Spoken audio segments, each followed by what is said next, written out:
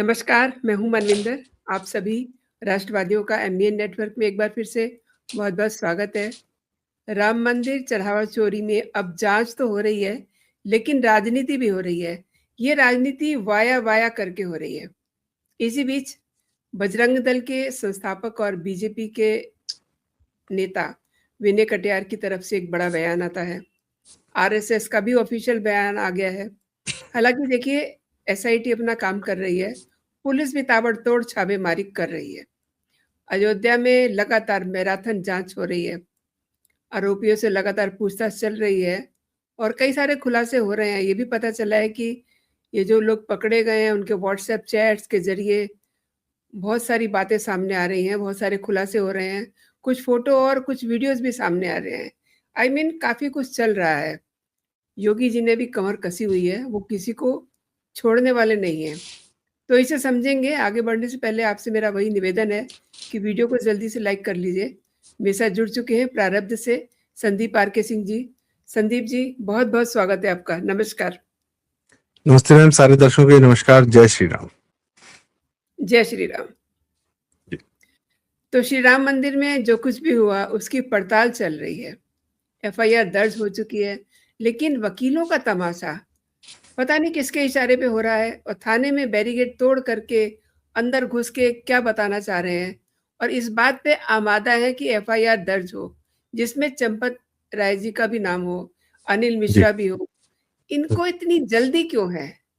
और ये काम तो पुलिस का है। क्या ये एफआईआर जो दर्ज हुई है और जो जांच चल रही है, उस पर इन वकीलों को भरोसा नहीं है? और उनके चाचा, वो दिल्ली वाले बड़े वकील तो नहीं है? मनविंदर जी, मैं आपने चूंकि ये बात कही है और सबको ही पता है कि एक राम मंदिर में कैश चोरी का कार्य हुआ है। जो कैश आता था, सामान चोरी नहीं हुए हैं, बैंक अकाउंट से कोई पैसे नहीं गायब किए गए हैं जो वक्फ वाले या बाकी हर जगह पर होता है। मैं उनसे कंपेयर नहीं कर रहा हूं। मैं कह रहा हूं जहां लाखों रुपए करोड़ों रुपए कैश आता था, वहां पर गिनती के समय में दो चार लोगों ने कुछ कैश उठा लिया, कहा कि भैया समंदर में से दो चार बूंद उठा रहे हैं, ले जाते हैं घर। अब हाँ, वो नहीं होना चाहिए, बहुत दुर्भाग्यपूर्ण है। और मैं तो कहता हूँ एक तरीके से अच्छा हुआ है कि यदि ऐसी समस्या आई है सामने, तो हम उसका जब समाधान निकालेंगे तो फिर फुल प्रूफ को समाधान निकालेंगे। तो न्यास का जो कार्य है पूरा मंदिर मैनेजमेंट का है, पूरा मंदिर बनवाने का या फिर और भी अन्य मंदिर बनवाने का, और उसमें जो अपने पैसों की व्यवस्था है उसको एकदम दुरुस्त कर लेने का, तो ठीक है। न्यास को भी समय से कोई भी गलती हुई, पता चला, बेहतर कर लिया, सुधार कर लिया। हिंदू समाज तो ऐसे ही करता है, सुधार कर लेता है। अब इसमें कई सारे नाम है। सबसे पहला नाम है श्री चंपत राय जी का, फिर एक नाम है श्री योगी आदित्यनाथ जी का, फिर एक विनय कटियार जी का आपने नाम लिया, फिर कुछ वकील हैं, फिर अखिलेश यादव भी कूद पड़े, फिर वो केजरीवाल टूट पड़ा, फिर वो क्या बोलते हैं संजय सिंह जैसे, अब मैं क्या बताऊं, फिर ये लोग भी आते हैं।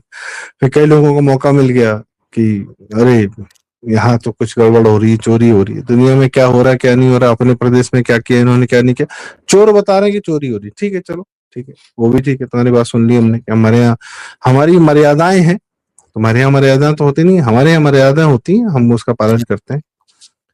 इन और भी अन्य नाम आप ले सकते हैं, नृपेंद्र मिश्र जी हैं, फिर उसके बाद न्यास के और लोग भी हैं। आज योगी जी वहां भी गए थे कि जो हमारे नित्य गोपाल दास जी हैं, वो पीजीआई में एडमिट हैं, उनको देखने गए थे, यहाँ भी वो एडमिट है।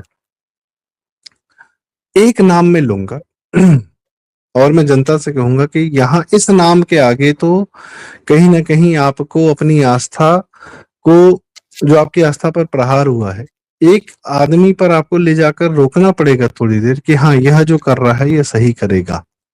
वहां पर आपको अपना भरोसा कहीं ना कहीं ले जाकर समर्पित करना पड़ेगा। वह नाम है श्री योगी आदित्यनाथ। क्या मैं लोगों से जानना चाहूंगा, कमेंट्स में बिल्कुल बताएं कि क्या आप लोग किसी को भी हो, कोई सपाई हो, कांग्रेसी हो, वाजपेयी हो, ना हो, कुछ भी ना हो, आपा का हो, अमेरिका में बैठा हो, लंदन में बैठा हो, कहीं बैठा, दुनिया में कहीं बैठा हो, क्या योगी आदित्यनाथ जी इस अन्याय को होने देंगे? क्या राम मंदिर से जो पैसा मिला है या जो चोरी हुआ है, कोई यह कह सकता है, सोच भी सकता है कि उसका कहीं फल योगी जी भी ले रहे हो? ऐसा तो नहीं है ना। अगर यही योगी जी की जगह अखिलेश होता तो जैसे तमिलनाडु में उदयनिधि स्टालिन 40,000 मंदिरों पर कब्जा किए हुए वहां पैसा लूट रहे हैं, जगनमोहन रेड्डी तिरुपति बालाजी के बोर्ड पर अपना क्रिश्चियन चाचा बिठा देता है क्योंकि खुद भी क्रिश्चियन है, उसका पैसा लूटते हैं। शिरडी का पैसा कहाँ जाता है, शनि सिंगापुर, पद्मनाभन में पता नहीं क्या क्या हर बड़े बड़े मंदिर हैं। माता वैष्णो देवी के पैसे से एक कॉलेज बनता है जहां 50 में से 40 बच्चे मुसलमान मेडिकल डॉक्टरी, फिर वहां पर विहिप पहुंचती है विश्व हिंदू परिषद, तब रद्द होता है वो सारा मामला। तो और केजरीवाल पता नहीं कहाँ कौन सा मंदिर बनवा रहा है, अभी तो नई कहानी आ रही है। दिल्ली में था 10 साल एक मंदिर नहीं बना, एक ईंट नहीं रखी, अब पंजाब में चला मंदिर बनवाने। इन सब में से एक नाम है श्री योगी आदित्यनाथ। क्या वो है ये अन्याय होने देंगे, ऐसा आपको लगता है? या वो इस प्रक्रिया को दुरुस्त करेंगे, बेहतर करेंगे? उनके हाथ में नहीं है, प्रदेश सरकार, वो मुख्यमंत्री हैं और उनके हाथ में न्यास नहीं है, न्यास की व्यवस्था नहीं। पर चूंकि एक एफआईआर हुई है, चंपत राय जी ने स्वयं जाकर वहां पर उन्होंने कहा कि प्रभु कुछ यहाँ पर जो समस्याएं पैदा हो रही हैं, आप अपनी टीम लगाइए, हमसे तो ना हो पा रहा, कोई बात नहीं, हमने जो लोग लगाए थे वो सब विश्वासघाती निकले, हम किसको लगा दें उनकी जांच करने के लिए? आप अपने कुछ इंडिपेंडेंट लोग लगाइए। तो योगी जी की एसआईटी तो वो है कि एक आईएएस अधिकारी थे अभिषेक प्रकाश, उनकी खबर खोद डाली कि इनका इन्होंने कितना पैसा कहाँ कमाया, क्या किया है, कितनी जमीनें क्या बनाई है, उठा के सस्पेंड कर दिया उनको। इन्वेस्ट यूपी के सीईओ थे उनके। यूपी के सबसे बड़े प्रोजेक्ट जो आईएएस अधिकारी चला रहे थे, इन्वेस्ट यूपी, जिसमें बाहर से बहुत सारी इंडस्ट्री जो पैसा लेकर आ रहे थे, अलग अलग प्रोजेक्ट कर रहे थे, उसके सीईओ थे, उनकी खबर खोद के उनको सस्पेंड कर दिया। और मैं गोरखपुर का हूं तो मुझे एक बात पता है, कुछ लोगों ने मुझसे कहा कि जिसको लगता है कि वह योगी जी के करीब है वो ज्यादा दिन करीब रहता नहीं। तो इस हद तक निर्मोही है यह। तो वहां गोरखपुर में अब जाके कोई आदमी हो, दूर से कोई भी व्यवस्था जैसे भी हो, आप राम मंदिर जाइए, दर्शन करिए, अयोध्या में जाइए, थोड़ी देर वहीं से 2 घंटे दूरी पे गोरखपुर है, गोरखनाथ मंदिर चले जाइए, 2 4 5 लोगों से बात करिए, आसपास जो भी लोग हैं, क्या है महाराज जी का क्या सीन है, आपको वो स्वयं बता देंगे। ठीक है, तो प्रत्यक्ष अनुभव कर लीजिए, किसी के सुनी सुनाई बात पर मत जाइए कि उनका व्यवहार क्या है, कैसा है। Coming back to this, Ram Mandir में जो चोरी हुई है, जो भी हुआ है, उसकी व्यवस्था दुरुस्त की जाएगी। एफआईआर हो गई है, चार्जशीट आएगी। एक बीच में ये भी खबर आई थी कि अयोध्या बार एसोसिएशन के वकीलों ने कहा कि भाई जो भी अपराधी होगा उसका केस कोई यहाँ का वकील तो नहीं लड़ेगा। अयोध्या के बार एसोसिएशन के वकीलों को भी यह विश्वास है कि योगी आदित्यनाथ ने की जो पुलिस जिसको अपराधी घोषित करेगी चार्जशीट में, या उसकी जो विवेचना होगी वो ऐसी होगी कि उसके खिलाफ कोई वकील खड़ा भी नहीं हो पाएगा।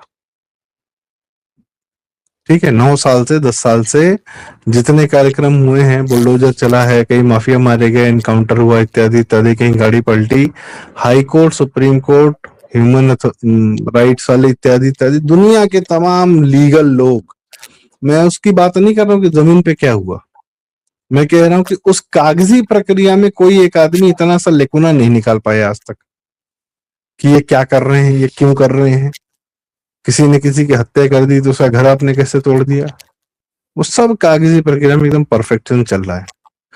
यहां तक कि लैंड एक्विजिशन के मामले में जिस प्रकार से लैंड एक्विजिशन किया गया पूर्वांचल एक्सप्रेसवे का या किसी गंगा एक्सप्रेसवे का, इतनी लंबी लंबी जमीनें सरकार ने ले ली, एक आदमी एक लेकुना नहीं निकाल पाया, ना हाई कोर्ट और ना सुप्रीम कोर्ट। उसके अलावा मैं आपको एक उदाहरण और देता हूँ, बड़ा मैं थोड़ा सा विषय से डाइग्रेस करूंगा, पर 2015-16 में क्या था कि यूपीएससी है यहाँ पर, यूपीपीएससी प्रयागराज में, जो कि इलाहाबाद था तब, तो वहां पर जो उत्तर प्रदेश लोक सेवा आयोग है जहां से यूपी पीसीएस के लोग निकलते हैं, वहां पर अखिलेश यादव ने अनिल यादव नाम का अपना एक आदमी बिठाया, वो भी उसका भी इतिहास जो है थोड़ा सा आपराधिक ही था, तो वो वहां का चेयरमैन था। तो एक बार खबर आई अचानक से कि 100 में से 75 पीसीएस अधिकारी जो प्रदेश चुनता है, 100 में से 76 लगेगा, मैं 75% की बात कर रहा हूँ, 100 में से एग्जैक्ट 76 था, कुछ इस प्रकार से नंबर थे कि वह यादव पीसीएस अधिकारी चुने गए थे। अब भाई प्रयागराज में बैठ के बच्चे तैयारी कर रहे हैं सालों साल, तो उनको लगे ये तो धांधली है। वो चले गए हाई कोर्ट वहीं पे प्रयागराज में कि भैया ये तो धांधली हो रही है। तो अनिल यादव को बड़ी चर्चा हुई, पेपर में आया, न्यूज़पेपर में आया, इत्यादि इत्यादि। उनको फिर छोड़ना पड़ा, फिर छुड़ाया भी नहीं, अखिलेश यादव ने नहीं छुड़ाया। ठीक है, फिर वो उसने यूपी पीसीएस के बिल्डिंग में किसी भी बाहरी का आना ही बंद कर दिया। बोला सिर्फ यहाँ के जो कर्मचारी वही आएंगे, बाकी कोई नहीं, गेट बंद। क्या है, अपना चिट्ठी लिखो, बाहर दो, चले जाओ। चलो ठीक है, तुमने लोक सेवा आयोग में जो किया सो किया। उसी लोक सेवा आयोग से सिर्फ पीसीएस ही नहीं, प्रदेश की और भी भर्तियां होती, सिपाही की इत्यादि इत्यादि, बहुत सारी भर्तियां हो रही थी। तो ये हुआ कि हर भर्ती में धांधली, पैसा चल रहा है, क्योंकि वो शिवपाल यादव ये वो सबके यहाँ पैसा चलता था। समाजवादी सरकार का यह एक मतलब सोर्स ऑफ इनकम था कि पैसा चलता है। और इस बात को मैं खुले में कहता हूँ, किसी को केस करना तो कर दे भाई, ये तथ्य है, इसमें शंका नहीं, तथ्य बता रहा हूँ क्यों। उसके बाद क्या हुआ, कुछ लोग थे मेरे उस समय जो सरकारी नौकरी की तैयारी कर रहे थे, वो कहते थे कि अखिलेश सरकार ने अंतिम साल में क्या किया। क्योंकि बच्चे जो है तैयारी करने वाले वो चले जाते थे हाई कोर्ट, और वहां कहते थे कि भाई साहब यहाँ तो देखिए धांधली हो रही है। हाई कोर्ट पूरी प्रक्रिया सरकार से मंगाती, कहते तुमने धांधली कर रखी है, और वो पूरी भर्ती खारिज कर देती थी। ठीक है, तो अखिलेश सरकार ने अंत में क्या किया कि बच्चों को पता ही न चलने पाए कि रिजल्ट निकला सरकारी अधिकारियों का, सरकारी नौकरियों का। तो उन्होंने कहा सिर्फ एसएमएस जाएगा उसको जिसका सिलेक्शन हो गया, जिसका सिलेक्शन नहीं हुआ है उसको पता भी नहीं चलेगा, हम रिजल्ट पब्लिक नहीं करेंगे। यह अंतिम में नियम लागू किया गया कि भाई जिसको पता ही नहीं चला वो इंतजार कर रहा है 2 महीना 3 महीने 4 महीने, भैया रिजल्ट आ गया, नहीं आया, अभी नहीं आया, पता ही नहीं भैया कहाँ पे पब्लिक में। अपने भाई पब्लिक रिजल्ट तो जारी करते हो, अखबार में छापते हो, या कहीं अपने बोर्ड पे आपके जो बिल्डिंग है उसके बाहर लगाते हो कि इसका सिलेक्शन हुआ, इसका नहीं हुआ, कुछ नहीं। सिर्फ उसको एसएमएस जाएगा जिसका सिलेक्शन हुआ है, बाकी किसी को पता भी नहीं चला रिजल्ट आया चलिए है। अंतिम साल में अखिलेश यादव इस हद तक गिर चुके थे। ठीक है, कट टू योगी आदित्यनाथ जी 9 साल में किसी सरकारी अधिकारी की चुनने की प्रक्रिया में, सरकार के चुनने की प्रक्रिया में एक बार कोई भी कोर्ट या कोई भी बच्चा लेकर जा नहीं पाया कि यह प्रक्रिया में कुछ पैसा चला है, कुछ भर्ती में धांधली वाली हुई, क्या हुआ क्या नहीं हुआ। 5 साल का अखिलेश का कार्यकाल मैंने आपको बताया, ये 9 साल में योगी जी का कार्यकाल का यह सीन है। और 1.5 लाख पुलिस वाले थे, योगी जी ने बढ़ा के उसको 4.5 लाख किया। 3 लाख पुलिस अधिकारी तो स्वयं योगी जी ने अपने उसमें भरे। तो राम मंदिर की जो बात है ना भाई साहब, ये तो शासन की बात थी कि सरकारी नौकरी में किसका चला, किसका, अपने मंत्रियों का नहीं चलने दिया, छोड़ दो बाकी सबकी। मंत्रियों की औकात नहीं कि ये पैसा ले लेता कि हमारे आदमी का लगा दो, इनका लगा दो, उनका लगा दो। ये तो राम मंदिर है। यहाँ तो महंत वैद्यनाथ जी, मैं बताऊं, मैं 5 मार्च 2020 को मेरा ये सौभाग्य था कि उस दिन रामलीला टेंट में अंतिम दिन थे, मैंने उस दिन भी दर्शन किया, उससे पहले भी किया था। उस दिन चंपत राय जी की मैंने एक स्पीच सुनी थी। चंपत राय जी कह रहे थे कि महंत अवैधनाथ, जब वो लोग छोटे थे, बच्चे थे, प्रोफेसर थे, पढ़ाई कर रहे थे, कुछ कर रहे थे, 77 में थे, तो महंत अवैधनाथ जो रामलला का जो पूरा ये राम जन्मभूमि का आंदोलन चला, तो महंत अवैधनाथ जो कि योगी आदित्यनाथ जी के पिता गुरु थे, वो पूरा गांव गांव घूमते थे, साध्वी जी थी, सब लोग गाँव गाँव उनके कैसेट रिलीज होते थे। तो महंत अवैधनाथ जी की एक स्पीच थी, एक बात थी, एक विचार था, बहुत ज्यादा किसी लोगों को छू जाता था। और चंपत राय जी ने कहा ये बात कि मुझे उस विचार ने इतना छुआ कि मैंने सिर्फ उस लाइन को सुन के अपना जीवन में जो भी था मेरे पास, मैंने सर्वस्व त्याग करके इस आंदोलन में मैं कूद पड़ा। और इसी आंदोलन के चलते योगी आदित्यनाथ जी भी उत्तराखंड से भाग के गोरखपुर आए थे, सिर्फ राम जन्मभूमि आंदोलन के चलते। ठीक है, क्या कहा था महंत वैद्यनाथ जी ने, जिसको सुन के बच्चे जो है पहुंच के अयोध्या में गोली खा गए, मर गए, शरीर में बह गई उनकी लाशें, उसके 2 साल बाद फिर वापस आ गए, जो जिंदा बचे थे वो फिर कार्य सेवा करने आए थे। मैं 2-4 लोग को जानता हूँ जो इस तरह की कार्य सेवा में थे। शब्द थे कोट, कि जब जब मैं इस बाबरी ढांचे को देखता हूं तब तक मुझे ऐसा लगता है कि किसी ने मेरे बाप को मार के मेरे उनकी लाश को टांग दिया है, और नीचे वो लाठी लेके खड़ा है और कह रहा है कि हिम्मत है तो आके अपने बाप की लाश को लेकर जा। ये थे महंत वैद्यनाथ के वो वक्तव्य जिसको सुन के लोग और सिर्फ ये वक्तव्य नहीं था, ये भावना थी, जो भी था। बहुत सारी किताबें हैं, बहुत सारी डॉक्यूमेंट्री तो खैर लेफ्टिस्टों ने अपने स्तर पे बनाई है। जो भी आप अयोध्या के संघर्ष पे फिल्म डॉक्यूमेंट्री देखेंगे, आनंद पटवर्धन और अभी नेटफ्लिक्स एक नए डायरेक्टर आ गए हैं, उनका सफेद सागर करके पिक्चर है, सीरीज है, पता नहीं वो आ रही है, उन्होंने भी अयोध्या पे एक डॉक्यूमेंट्री बनाई, बैटल ऑफ अयोध्या। एक ये पत्रकार साहब हैं हेमंत समाज, जिन्होंने किताब लिखी युद्ध में अयोध्या। एक हमारे वीएस नाइपॉल साहब थे, नोबेल प्राइज विनर, उन्होंने वंडर सिविलाइजेशन लिखी, अयोध्या के पे एक चैप्टर लिखा। अब देखिए उसको। सो पॉइंट इसकी, मैं ये कहानी क्यों बता रहा हूँ, ये पूरी पूरी भूमिका क्यों बना रहा हूँ। एक आदमी है जिस पर आप विश्वास कर सकते हैं, उसका नाम है श्री योगी आदित्यनाथ। कि वह जो विवेचना करेंगे, यह पीड़ा सिर्फ आपकी हमारी आस्था पर जो चोट लगा है कि अरे हमारे राम मंदिर में यार ये कुछ लोगों ने चोरी कर ली, कैसे हो गया, यह पीड़ा आपसे हमसे ज्यादा, कहीं ज्यादा अगर किसी को चुभ रही होगी, किसी को लग रही होगी, तो भारत में इस समय किसी को सबसे ज्यादा कोई इस चीज से आहत होगा तो वो होंगे श्री योगी आदित्यनाथ। और जब वो पीड़ा में आ जाते हैं तो भैया फिर वो तो, जैसे मोदी जी नहीं पुलवामा के बाद कहा था कि दांत पीसते हुए कि उन लोगों ने गलती कर दी। फिर बालाकोट में क्या हुआ हम सबने देखा, फिर पहलगाम के बाद उन्होंने क्या कहा, फिर एक गोली तुमने चलाई, तुमने हमारे हिंदू लोग मारे, उसके बाद बेटा मिसाइलें ही जाएंगी यहाँ से। और मैं अभी कुछ दिन पहले कश्मीर होके आया हूँ, वहां पे सुरक्षा का भाव यही है कि अब तुमने अगर एक गोली उधर से चलाई, एक आदमी को छू गई, उससे कान पे भी यहाँ से छू के निकली ना, तो बाबू यहाँ से सिर्फ मिसाइलें जाएंगी। फिर तो ये जो भय है ना, सामने वाले को डरना चाहिए, हम क्यों डरे। तो योगी आदित्यनाथ जी इससे 2-4 लेवल आगे ही दिखते हैं मोदी जी से। मोदी जी फिर भी कभी किसी किसी मामले में शांत रह जाते हैं। अब ये कॉकरोच वाले हैं, ये भी लखनऊ आया था प्रदर्शन करने, 2 मिनट में भाग गया, टिकैत आज तक आ नहीं पाए प्रदर्शन करने। योगी जी ने किस शब्द में कहा था कि भैया स्वागत है उनका, आइए। तो प्यार से वो भी कहते कि जो जिस भाषा को समझता है उससे उसी भाषा में बात होगी।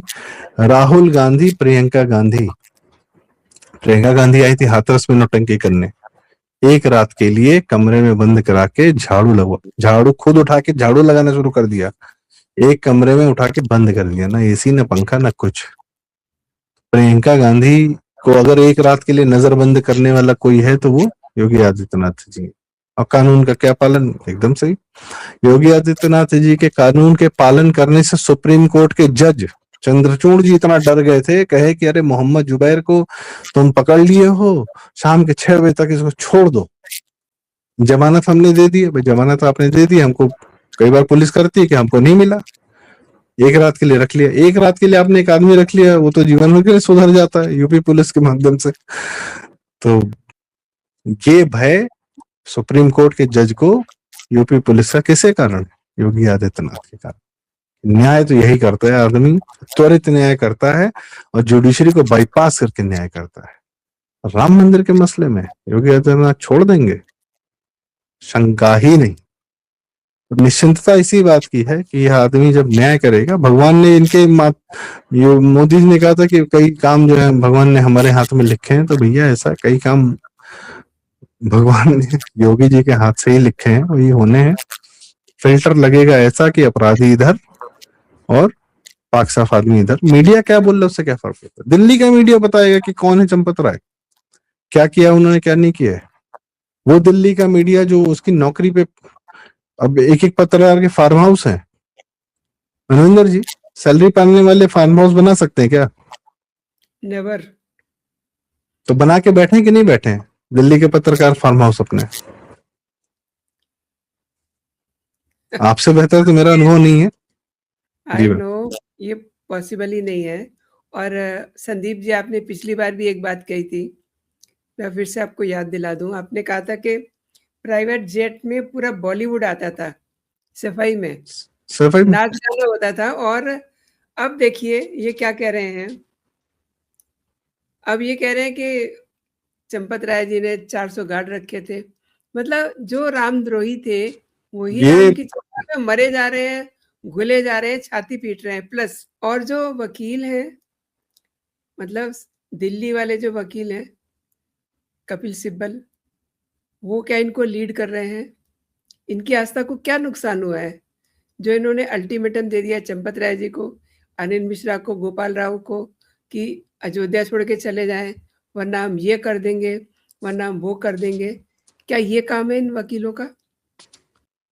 इस अखिलेश यादव ने 2014 से 2017 तक सुप्रीम कोर्ट को ट्रांसलेटेड कागज नहीं अवेलेबल कराए राम जन्मभूमि के केस के। सन 2009 में हाईकोर्ट का आदेश आया था। उस आदेश के खिलाफ रामलला विराजमान और परसरन जी सब लोग सुप्रीम कोर्ट पहुंचे। 2009 से 2014 तक उस केस का पन्ना नहीं पलटा गया, और जब पहली बार मोदी सरकार आई तो सुप्रीम कोर्ट को लगा तो पलटना पड़ेगा। तो 2014 में सुप्रीम कोर्ट ने कहा कि अखिलेश यादव को कि तुम हमको जरा अंग्रेजी में सारे ट्रांसलेटेड डॉक्यूमेंट्स ट्रांसलेट करके भेजो। 80,000 पन्ने थे, कुछ था फारसी भी था, क्योंकि देश का सबसे पुराना केस था ये, संस्कृत में था, बहुत सारी चीजें थी। सुप्रीम कोर्ट अंग्रेजी के बिना उसका काम नहीं चलता है। 80 ट्रांसलेशन कराने में अखिलेश यादव ने सुप्रीम कोर्ट के आदेश की अवहेलना की, पालन नहीं किया, और ना सुप्रीम कोर्ट ने कभी ये कहा कि कंटेम्प्ट कर देंगे, लाओ मैंने ऑर्डर किया तुम करो कुछ। सुप्रीम कोर्ट ने कभी नहीं कहा।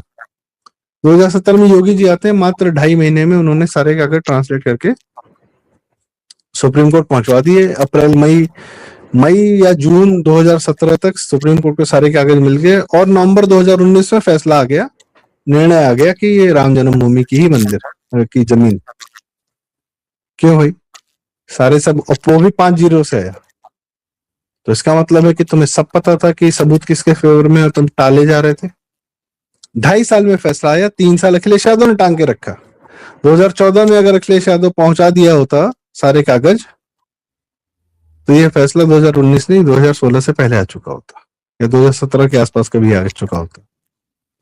और अखिलेश यादव किसका समर्थक है?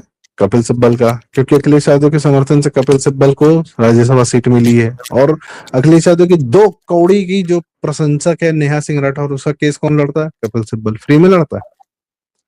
तो ये अब कपिल सिब्बल जैसे लोग हमको बताएंगे कि राम लला विराजमान में हमारी क्या आस्था है क्या नहीं। कपिल सिब्बल और अखिलेश यादव से मैं पूछना चाहता हूं, कभी जीवन में टेंट में जब रामलला से जाके देखे हो, दर्शन किए हो?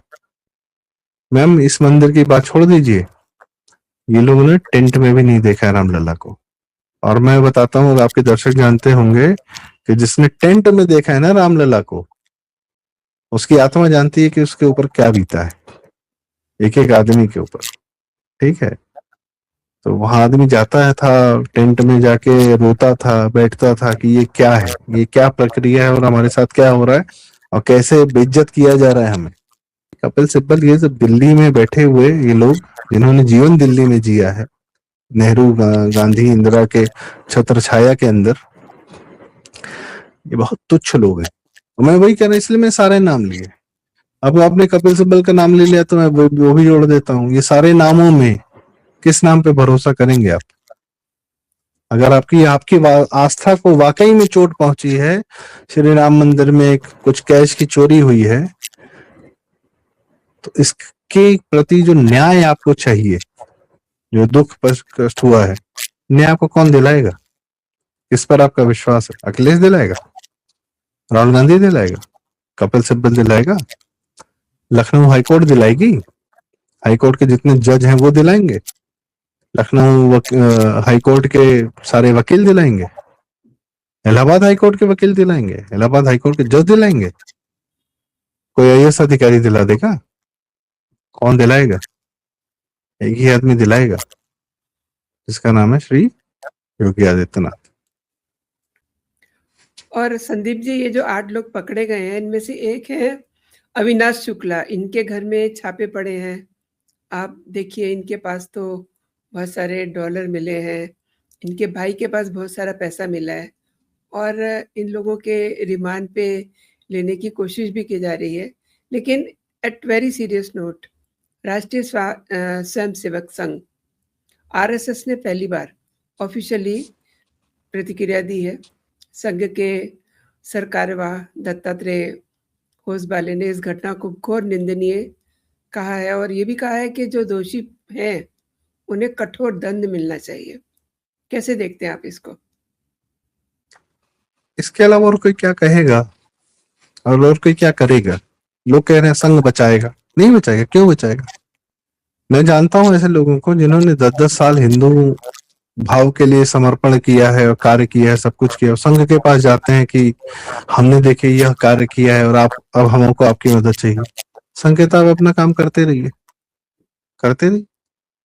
तो यदि आपके मन में हिंदुओं के प्रति भाव है तो आपको हमसे क्या चाहिए? आप तो इसलिए में क्या, एक नाम योगी आदित्यनाथ, एक जगह जाकर जो है ना समर्पण करना पड़ता है।